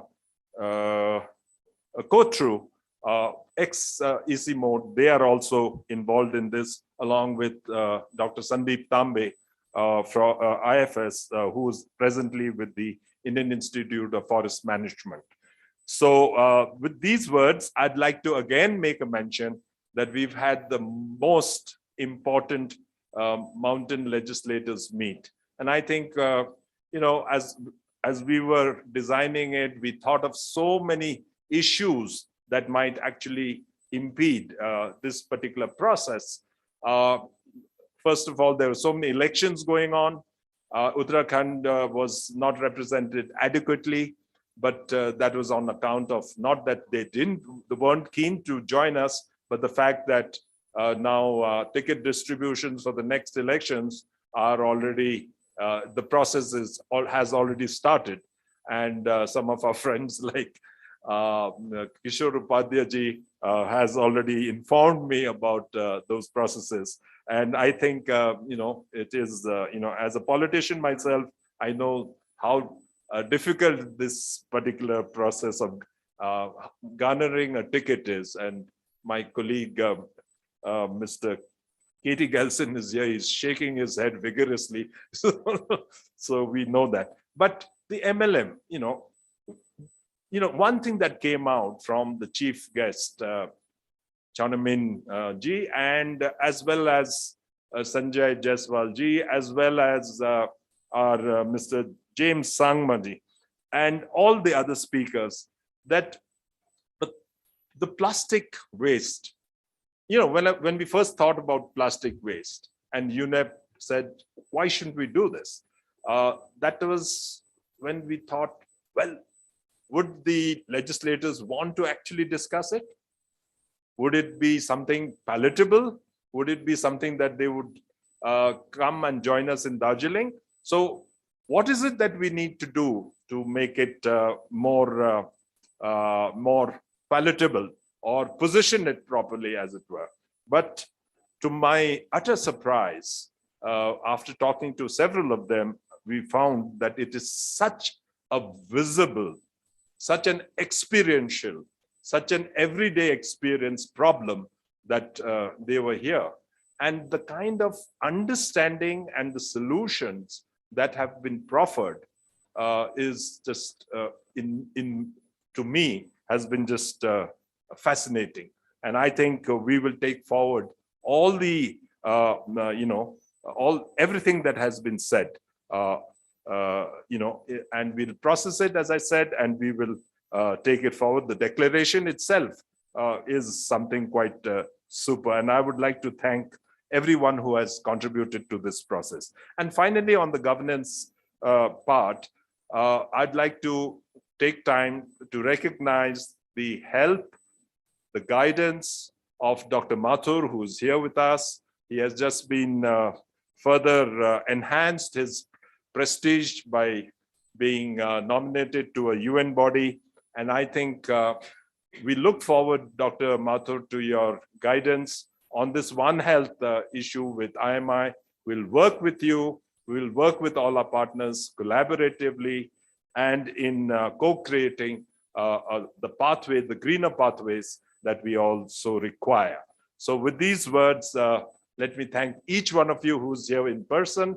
I would like to again make a mention that our friends from the DHI and our warriors from IMI, Prerna in particular, because I've seen her sitting there and holding fort, thanking the technical team here. We finally got our act together on day 3. I think every one of you, each and every young volunteer, the young faces, I'd like to thank you all, and of course to Wing Commander Praful Rao and his entire team for a stupendous job that they have done. And to my colleagues in IMI, to all our friends, and of course my colleagues in the Governing Council of IMI, I really want to thank them for their support. And I think I'll now leave this podium with this set of remarks, but I think we have some very interesting announcements to make. Thank you very much.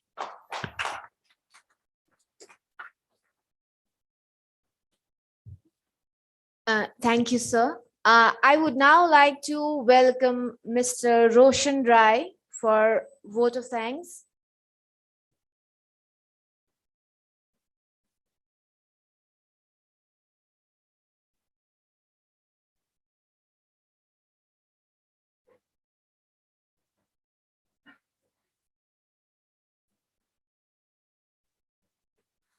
So now passing the baton.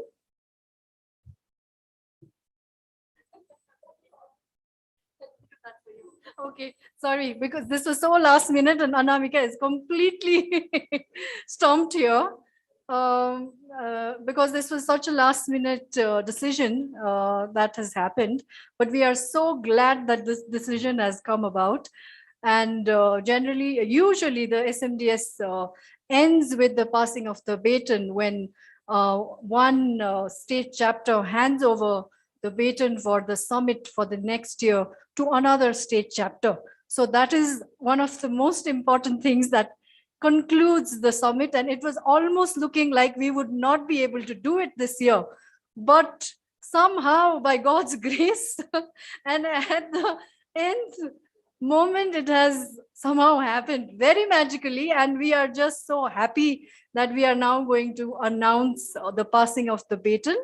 And I'm a little clueless also, usually who announces the passing of the baton. So may I request our President DHI, Mr. Praful Rao, to kindly come up on the stage so that it can be handed over.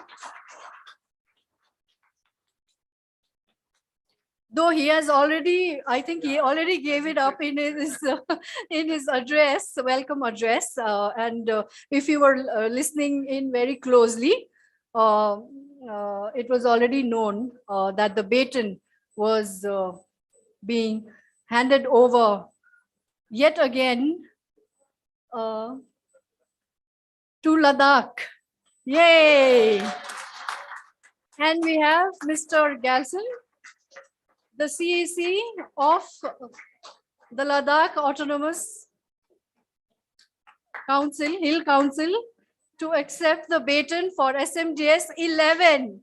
Yay! Woo!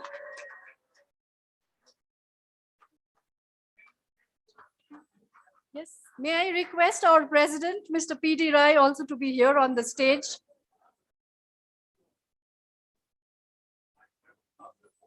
You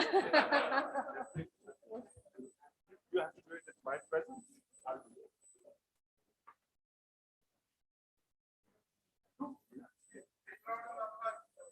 Yay! Woo!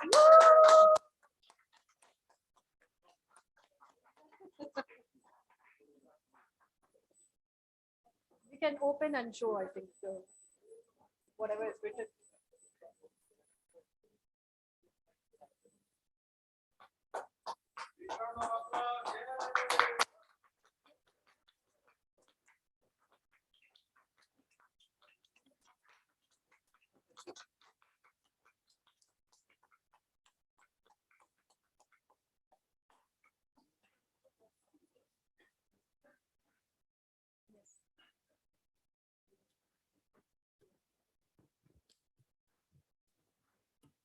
Good evening, everyone, once again.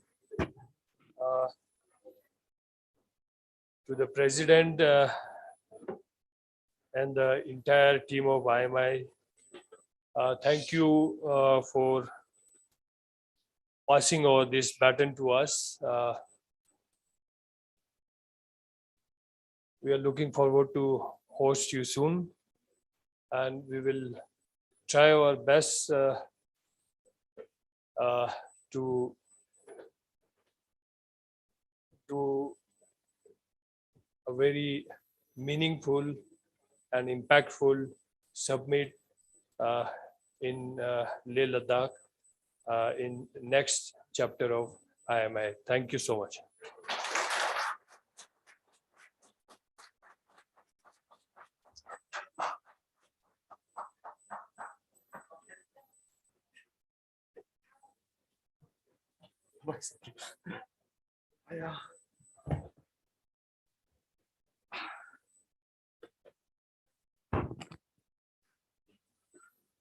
Good evening, everyone.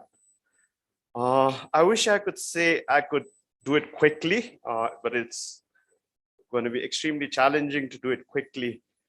I'd like to place on record vote of thanks for all that has happened in SMDS 10.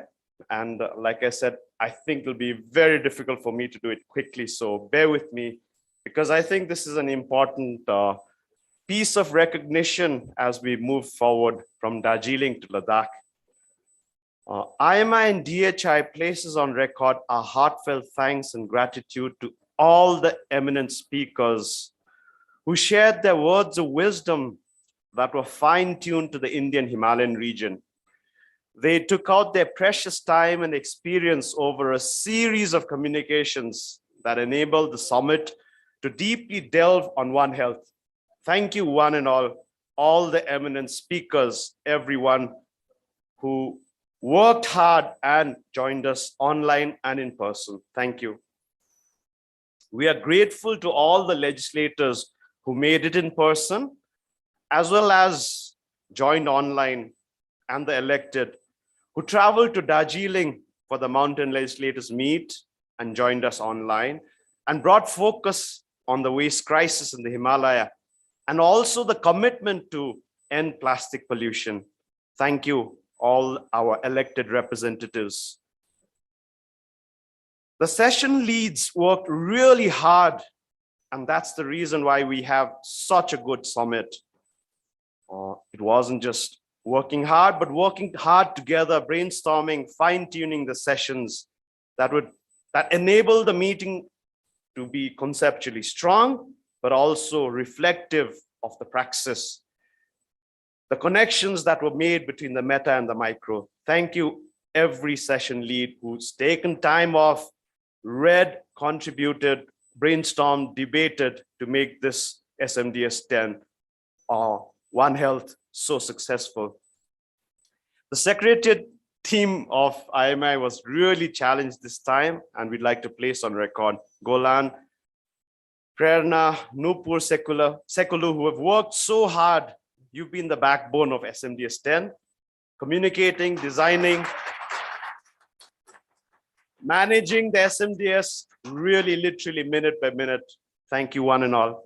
And yeah, we're really, really grateful for all the work that you've done. Mr. has mentioned it. I'd like to mention that again. The DHI youth have taken great strides of stewardship and woven their perspectives in the SMDS 10 by reaching out and collating opinions of youth across the IHR. They have also been diligently volunteering at the summit. Thank you, one and all who have joined us online and in person. Thank you, the DHI youth. Our hopes lie with you. Thank you. A round of applause for the youth, please.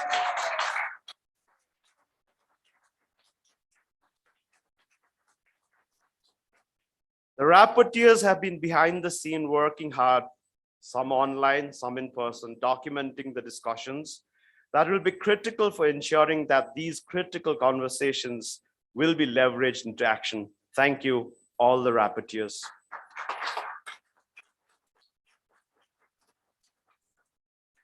The partners of SMDS 10 are many, and we are grateful for your solidarity and support.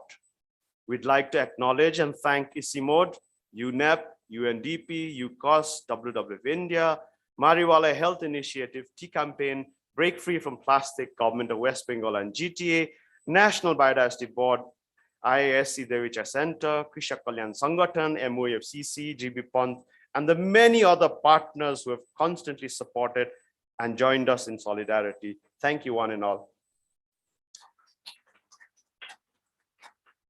Thank you all the participants of the SMDS, the many who joined online, and many who braved the difficult circumstances of COVID and joined us in person in Darjeeling. We really look forward to make One Health happen through this participation. Thank you once again.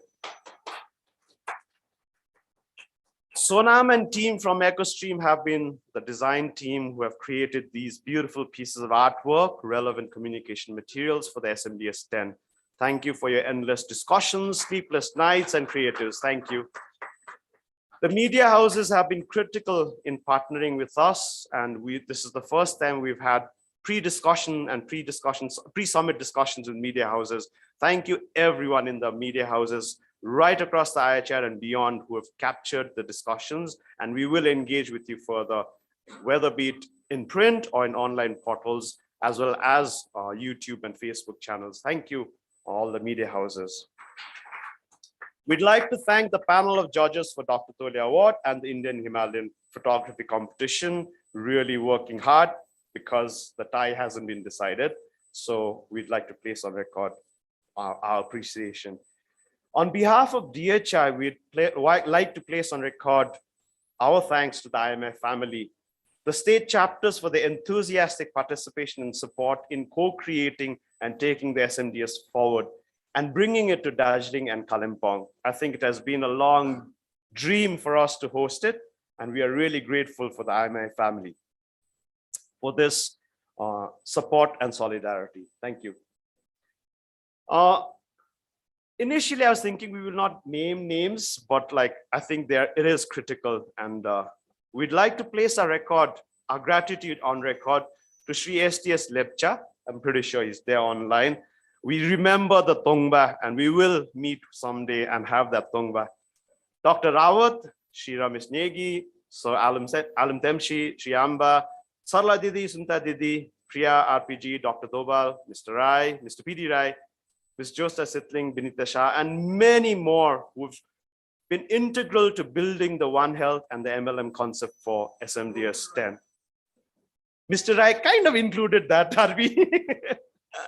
I would like to place on record my sincere gratitude to the members of DHI for shouldering the SMDS 10. Praful Daju for leading. 3 cheers for Praful Daju.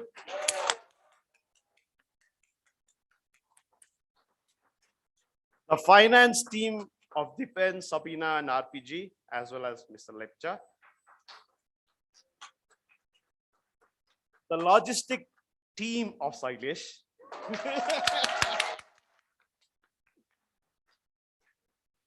I would also like to place on record my sincere gratitude to the WWF India team, which kind of really joined hands between Sikkim and Darjeeling. So the landscape approach lives. A3 office, Sikkim and Darjeeling. Uden from KCC, Sikkim. My own colleagues at DLR Prerna, including Anamika, for biting the SMDS fever. Thank you. Thank you, because without your dedication, we wouldn't have been able to host this event. My personal gratitude to Priya. Priya has been a constant support and solidarity in making SMDS happen.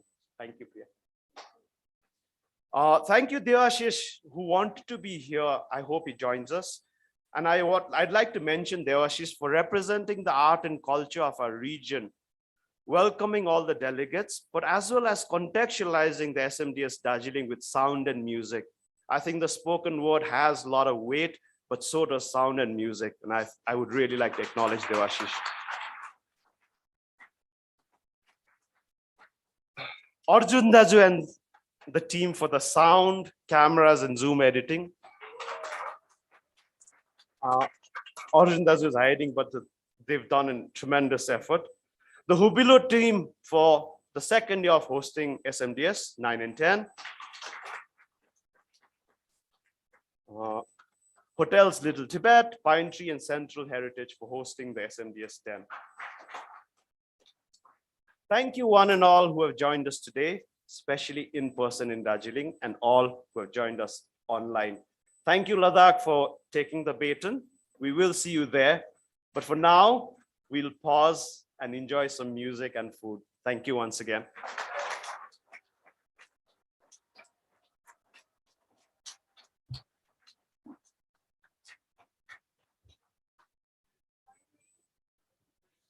Thank you, Roshinda.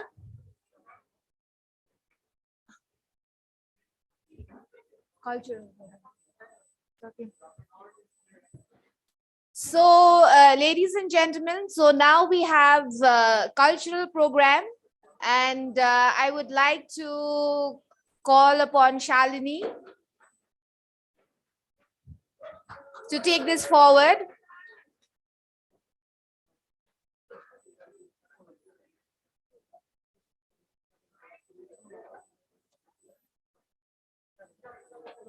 And one last announcement, those who have not given their travel details, kindly do meet Salishda. Thank you.